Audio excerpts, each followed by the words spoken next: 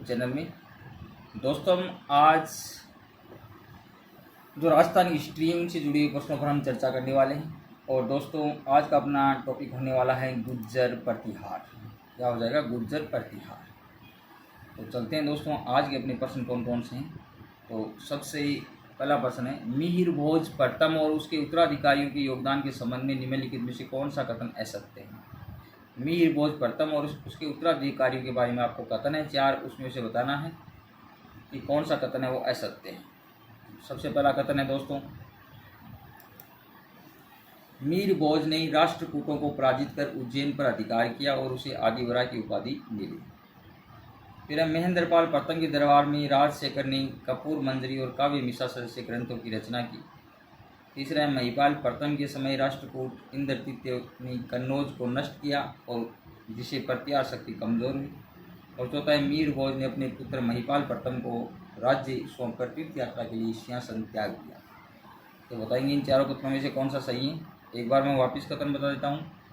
पहला कथन है, मीर भोज ने राष्ट्रकूटों को पराजित कर उज्जैन पर अधिकार किया और उन्हें आदिवरा की उपाधि मिली। दूसरा है, महेंद्रपाल प्रथम के दरबार में राजशेखर ने कपूर मंजरी और काव्य मीसा सदस्य ग्रंथों की रचना की। तीसरा है, महिपाल प्रथम के समय राष्ट्रकूट इंद्रतीर्थ ने कन्नौज को नष्ट किया जिसे प्रतिहार शक्ति कमजोर हुई। और चौथा है, मीर भोज ने अपने पुत्र महिपाल प्रथम को राज्य सौंपकर तीर्थ यात्रा के लिए सिंहासन त्याग दिया। दोस्तों इसके अंदर आपका कौन सा असत्य है? तो मीर भोज ने अपने पुत्र महिपाल प्रथम को राज्य सौंपकर तीर्थ यात्रा के लिए सिंहासन त्याग दिया, ये कथन गलत है। बल्कि मिहिर भोज ने अपने पुत्र महेंद्रपाल को राज्य सौंपकर सिंहासन त्यागा, नहीं कि महिपाल प्रथम। नेक्स्ट प्रश्न है अपना, वत्सराज के शासनकाल के संदर्भ में निम्नलिखित में से कौन सा कथन सही है? वत्सराज के शासनकाल के संदर्भ में निम्नलिखित में से कौन सा कथन सही है, आपको बताना है। पहला है, वत्सराज ने कन्नौज पर अधिकार कर उसे प्रतिहार वंश की अपनी पहली राजधानी बनाया, लेकिन राष्ट्रकूट ध्रुव से हार गए। दूसरे हैं, वत्सराज ने राष्ट्रकूट को पराजित करके उज्जैन पर अधिकार कर लिया। और तीसरा है, वत्सराज ने त्रिकोणात्मक संघर्ष की शुरुआत की और पाल शासक धर्मपाल को मुंगेर के युद्ध में हराया। चौथा है, वत्सराज ने उद्योतन सूरी को संरक्षण दिया जिन्होंने हरिवंश पुराण की रचना की थी। तो बताएंगे दोस्तों इसमें से कौन सा कथन सही है। दोस्तों इसमें कथन सही है, वत्सराज ने त्रिकोणात्मक संघर्ष की शुरुआत की और पाल वंश के शासक धर्मपाल को मुंगेर के युद्ध में हराया था। अगर हम इसकी बात करें तो मुंगेर युद्ध में हराया, लेकिन कन्नौज को स्थायी राजधानी बनाने का कार्य नागभट्ट ने किया। और हरिवंश पुराण जिनसेन ने लिखा, न कि उद्योतन सूरी ने, जिनसेन ने लिखा था। तो ये आपको ध्यान में रखना है। नेक्स्ट चलते हैं, अगला प्रश्न है देखिए, नागभट्ट प्रथम के शासनकाल के संबंध में निम्नलिखित में से कौन सी बात सही नहीं है? नागभट्ट प्रथम के बारे में आपको बताना है कौन सी बात सही नहीं है। नागभट्ट प्रथम ने भीनमाल को अपनी राजधानी बनाया और बाद में उज्जैन पर अधिकार किया।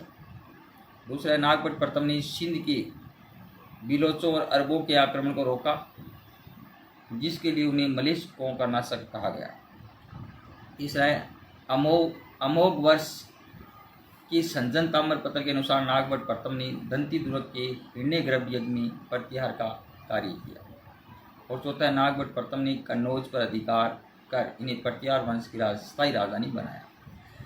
मैं एक बार वापिस आपको बता देता हूँ।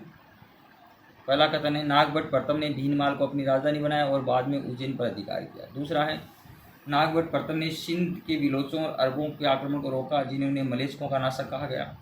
और तीसरा है, अमोघ वर्ष के संजन ताम्रपत्र के अनुसार नागभट्ट प्रथम ने दंती दुर्ग के हिरण्यगर्भ यज्ञ में प्रतिहार का कार्य किया। और चौथा, नागभट्ट प्रथम ने कन्नौज पर अधिकार कर इसे प्रतिहार वंश की स्थायी राजधानी बनाया। दोस्तों इसके अंदर गलत कथन कौन सा है? नागभट्ट प्रथम ने कन्नौज पर अधिकार कर इसे प्रतिहार वंश की स्थायी राजधानी बनाया, ये गलत है। बल्कि नागभट्ट कन्नौज पर अधिकार नागभट्ट द्वितीय ने 816 ईस्वी में किया था, न कि नागभट्ट प्रथम ने किया था। नागभट्ट प्रथम ने भीनमाल और उज्जैन को अपना केंद्र बनाया था, ये आपको ध्यान में रखना है। नेक्स्ट है, मंडोर के प्रतिहार शासकों के संदर्भ में निम्नलिखित में से कौन सा कथन असत्य है? मंडोर के प्रतिहार शासकों के संदर्भ में निम्नलिखित में से कौन सा कथन असत्य है, आपको बताना है। हरिश्चंद्र की क्षत्राणी भद्रा के 4 पुत्रों ने मंडोर पर अधिकार कर गुज्जर प्रतिहार वंश की स्थापना की।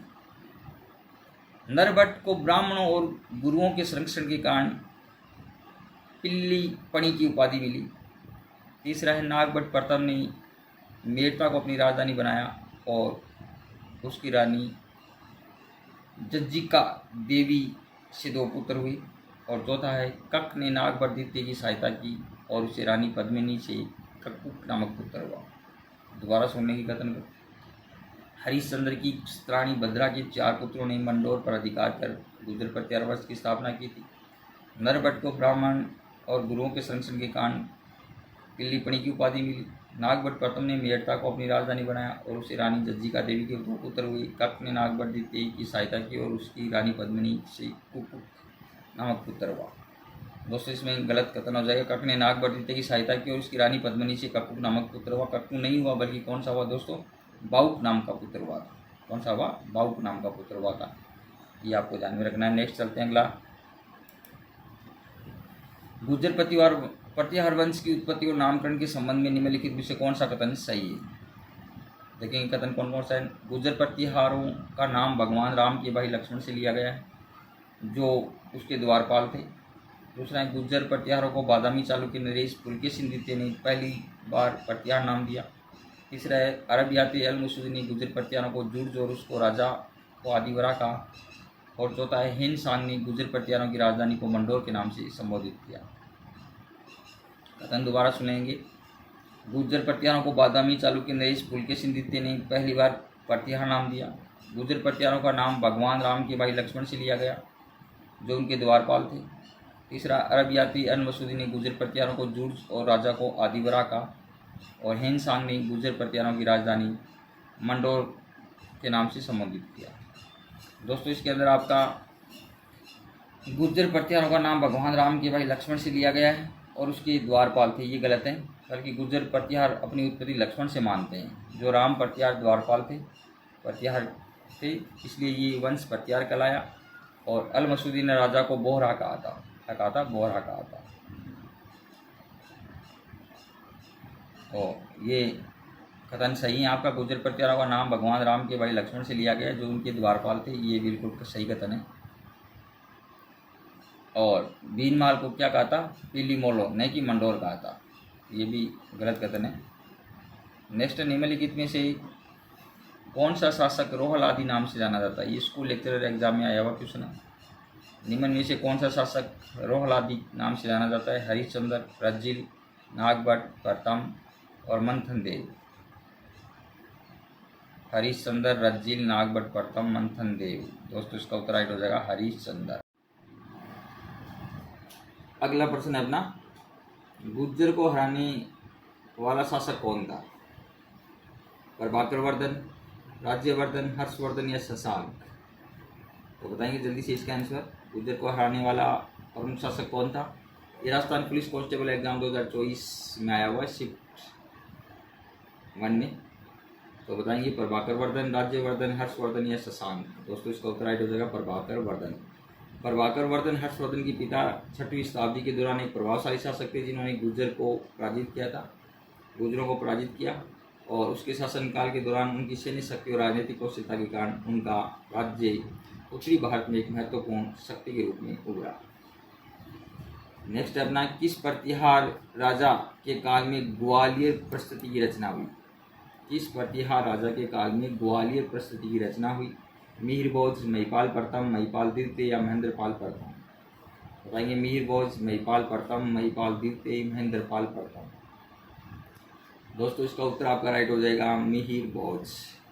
मिहिरभोज के काल में ग्वालियर अभिलेख में मिहिरभोज प्रथम 836 से 885 ईस्वी उपाधि आदिवरा मिलती है। और वही दौलतपुर अभिलेख में इसको प्रभास कहा गया है मिहिरभोज। मिहिरभोज ग्वालियर अभिलेख में क्या कहा गया? आदिवरा। और दौलतपुर में उसको क्या कहा गया? प्रभास। और इसके समय प्रचलित चांदी और तांबे की सिक्कों पर श्री मद आदिवरा अंकित था। तो ये आपको ध्यान रखना है। ग्वालियर प्रस्तुति की रचना किसके काल में हुई? मिहिरभोज के काल में हुई थी। नेक्स्ट अपना प्रश्न, किस प्रतिहार राजा ने आदिवरा की उपाधि ग्रहण की? किसको आदिवरा कहा जाता है? मिहिरभोज, महेंद्रपाल, वत्सराज या नागभट्ट द्वितीय? मिहिरभोज, महेंद्रपाल, वत्सराज या नागभट्ट द्वितीय? दोस्तों इसका उत्तर आपका राइट हो जाएगा मिहिरभोज। अभी हमने बात की कि ग्वालियर अभिलेख में मीर भोज प्रथम जो 836 से 885 की उपाधि आदिवरा मिलती हैं, वहीं दौलतपुर अभिलेख में इसको प्रवास कहता है। चांदी और तांबे के सिक्कों पर श्रीमद आदिवरा लिखा हुआ मिलता है। नेक्स्ट है प्रतिहार वंश का अंतिम शासक कौन था? प्रतिहार वंश का अंतिम शासक कौन था? मीर भोज, यशपाल, राज्यपाल या महिपाल? तो बताएंगे दोस्तों अंतिम शासक कौन था। तो कौन था दोस्तों? यशपाल। कौन था? यशपाल। अंतिम राजा यशपाल था। नेक्स्ट चलते हैं, अगला प्रश्न देखिए। महान संस्कृति कवि राजशेखर निम्न में से किसके दरबारी कवि थे? महान संस्कृति कवि राजशेखर निम्न में से किसके दरबारी कवि थे, ये आपको बताना है। महान संस्कृति कवि राजशेखर निम्न में से किसके दरबारी कवि थे? यशपाल, महेंद्रपाल प्रथम, महिपाल या राज्यपाल? महान संस्कृति कवि राजशेखर निम्न में से किसके दरबारी कवि थे? यशपाल, महिपाल प्रथम, महिपाल या राज्यपाल? राजशेखर दोस्तों किसके थे? ये महेंद्रपाल के थे। किसके थे? महेंद्रपाल के प्रथम के। और महेंद्रपाल प्रथम 885 से लेकर के 910 के गुरु व आश्रित कवि राजशेखर थे, जिसने कपूर मंजरी, काव्य मीसासा, विद्वसाल भंजिका, बाल भारत, बाल रामायण, हरविलास और भुवन कोश की रचना की। ये आपको ध्यान रखना है। राजशेखर किसके कवि हैं? महेंद्रपाल प्रथम के कवि हैं, गुरु भी हैं, प्रथम कवि भी हैं। और कौन कौन सी उसने रचना लिखी थी? तो कपूर मंजरी, काव्य मीसासा, विद्वसाल भंजिका, बाल भारत, बाल रामायण, हरविलास, भुवन कोश, ये सारी रचना इन्हीं के द्वारा लिखी गई रचना है। नेक्स्ट है चीनी यात्री जिसने भीलमाल की यात्रा की। चीनी यात्री जिसने भीलमाल की यात्रा की थी, कौन है? सुग्यान, हेनसांग, हाइयान, इत्सिंग। भीलमाल में कौन आया था चीनी यात्री, आपको बताना है दोस्तों। तो भीलमाल में कौन आया था? हेनसांग आया था। कौन आया था? हेनसांग। चीनी यात्री हेनसांग जब भीलमाल आया तो उसने अपने बेहतर देशों के वर्णन में कुचेलो गुजर बताया और उसकी राजधानी का नाम तिलिमोलो भीलमाल यानी भीलमाल बताया था, गुजरों की राजधानी को। नेक्स्ट है आदिवरा की उपाधि जिस राजपूत शासक ने धारण की वह है। आदिवरा की उपाधि किस राजपूत शासक को दी गई? मीर भोज, यशपाल, राज्यपाल या महिपाल? मीर भोज, यशपाल, राज्यपाल या महिपाल? दोस्तों इसका उत्तर राइट हो जाएगा मीर भोज को। ग्वालियर अभिलेख के अंदर उसको आदिवरा की उपाधि और दौलतपुर अभिलेख में उसको प्रभास कहा गया। और प्रचलित तांबे की सिक्के भी उसने चलाए जिस पर भी उसकी आदिवरा अंकित था, श्रीमद आदिवरा अंकित किया गया था। नेक्स्ट है मोहन और नैन्सी ने गुर्जर प्रतिहारों की कितनी शाखाओं का वर्णन किया? मोहन और नैन्सी ने गुर्जर प्रतिहारों की कितनी शाखाओं का वर्णन किया है? 22, 24, 26 या 40? 22, 24, 26 या 40? दोस्तों इसका उत्तर राइट हो जाएगा 26। 26 शाखाओं का वर्णन किया गया, नैन्सी ने वर्णन किया था। नेक्स्ट है प्रतिहारों में रोल आदि के नाम से जाना जाता है। रोल आदि किसको कहा गया है? महेंद्रपाल, महिपाल, यशपाल, हरिश्चंद्र, प्रभाकर। रोल आदि की उपाधि किसको दी गई है? रोल आदि के नाम से किसको जाना गया है? महेंद्रपाल, यशपाल, हरिश्चंद्र या प्रभाकर? दोस्तों इसका उत्तर राइट हो जाएगा हरिश्चंद्र। जोधपुर और गठियाला शिलालेख के अनुसार अगर हम बात करें, हरिश्चंद्र नामक ब्राह्मण की 2 पत्नियां थी, एक ब्राह्मणी और एक क्षत्राणी। क्षत्राणी भद्रा के 4 पुत्र हुए थे, भोगभट, कद्दक, रज्जिल और दह ने मिलकर मंडोर को जीतकर गुर्जर प्रतिहार वंश की स्थापना की थी। आपको ध्यान में रखना है। गठियाला शिलालेख के अनुसार हरिश्चंद्र नामक ब्राह्मण था, उसके 2 पत्नियां थी, एक का नाम ब्राह्मणी, दूसरा का नाम क्षत्राणी। क्षत्राणी भद्रा के 4 पुत्र हुए थे जिसके नाम है भोगभट, कद्दक, रज्जिल और दह, जिसने मिलकर मंडोर को जीता और गुर्जर प्रतिहार वंश की क्या की थी? स्थापना की। नेक्स्ट टाइम निम्नलिखित अभिलेखों में प्रतिहारों के गुर्जर कहा गया। कराड़, नीलकोंड, राजदानपुर और देवली। कराड़, नीलकुंड, राजदानपुर और देवली बताएंगे। तो दोस्तों इसमें चारों ऑप्शन है वो राइट है। चारों में कहा गया था नीलकुंड, राधनपुर, देवली और कराड़ शिलालेख हैं, उसमें प्रतिहारों को क्या कहा गया था? गुर्जर कहा गया था। ये आपको ध्यान में रखना है। नेक्स्ट है, प्रतिहार वंश की मंडोर शाखा के किस शासक ने अपनी राजधानी मंडोर से मेड़ता स्थानांतरित की? प्रतिहार वंश के मंडोर शासक के किस शासक ने अपनी राजधानी मंडोर से मेड़ता स्थानांतरित की थी? राज्यपाल, राजा भोज, नागभट्ट प्रथम या यशोवर्धन? प्रतिहार वंश की शाखा के किस शासक ने अपनी राजधानी मंडोर से मेड़ता स्थानांतरित की थी, आपको बताना है। राज्यपाल, राजा भोज, नागभट्ट प्रथम, यशोवर्धन। तो मंडोर से मेड़ता कौन लेके गया था, ये आपको बताना है। तो नागभट्ट प्रथम। मंडोर से मेड़ता राजधानी किसने बनाया था? नागभट्ट प्रथम ने। नागभट्ट प्रथम ने मेड़ता को जीता और अपनी राजधानी बनाया, और इतिहास में इसे नाहड़ के नाम से भी जाना जाता है। इस नाम से, नाहड़ के नाम से भी जाना जाता है। राजस्थान में प्रतिहार वंश के संस्थापक हरिश्चंद्र की राजधानी कौन थी? हरिश्चंद्र की राजधानी आपको बताना है। मंडोर, मेड़ता, भीनमाल या जालोर? मंडोर, मेड़ता, भीनमाल या जालोर, कौन सी हो जाएगी दोस्तों? मंडोर। कौन सी थी? मंडोर। जोधपुर और गठियाला शिलालेख के अनुसार अगर हम बात करें तो हरिश्चंद्र की राजधानी है वो मंडोर थी, और हरिश्चंद्र नाम की 2 पत्नियां थी। मैंने आपसे पहले भी चर्चा की। ब्राह्मणी और क्षेत्राणी भद्रा। भद्रा के 4 पुत्र हुए थे, बोगभट, कद्दक, रजील और दह, जिसने मंडोर को जीता और उसे प्रतिहार वंश की स्थापना की थी। गुर्जर प्रतिहार वंश की यहाँ पर स्थापना की गई थी। नेक्स्ट है, ओसिया के कलात्मक मंदिरों का निर्माण करवाया किसने करवाया? कच्छाओं ने, गुर्जर प्रतिहारों ने, राठौड़ों ने या चौहानों ने? ओसिया के कलात्मक मंदिरों का निर्माण किसने करवाया? कच्छाओं ने, गुर्जर प्रतिहारों ने, राठौड़ों ने या चौहानों ने? तो बताएंगे दोस्तों किसने करवाया? गुर्जर प्रतिहारों ने। किसने करवाया? गुर्जर प्रतिहारों ने करवाया। वत्सराज ने ओसिया के मंदिर का निर्माण करवाया। ओसिया सूर्य व जैन मंदिरों के लिए प्रसिद्ध है। ओसिया के मंदिर महामारू शैली में बने हुए, लेकिन ओसिया का हरिहर मंदिर पंचायत शैली में बना है। ओसिया राजस्थान में प्रतिहार का प्रमुख केंद्र है, और ओसिया जोधपुर के मंदिर प्रतिहारकालीन है। ओसिया और राजस्थान का भुवनेश्वर भी कहा जाता है।